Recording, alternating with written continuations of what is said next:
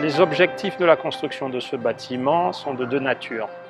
D'abord, la collectivité de Martinique voulait avoir un endroit où abriter ses archives déjà. Et la deuxième chose, avoir un endroit aussi où l'on pourrait construire un musée en mémoire du père Pinchon. Nous avons eu un référentiel Musée de France pour le construire. Nous sommes actuellement sur le terrain de la Villa Chams, qui avait comme caractéristique architecturale d'être une maison de type, on va dire, victorienne en fait. Contrairement à l'habitation de maîtres que on pouvait rencontrer en Martinique, celle-ci s'inspirait énormément des maisons de maîtres des îles anglaises.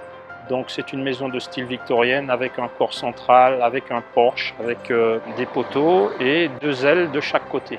Donc nous avons repris un petit peu cette écriture-là. La véritable valeur architecturale de ce bâtiment, pour une fois, ne réside pas dans l'architecture elle-même, mais dans ce qu'elle reçoit.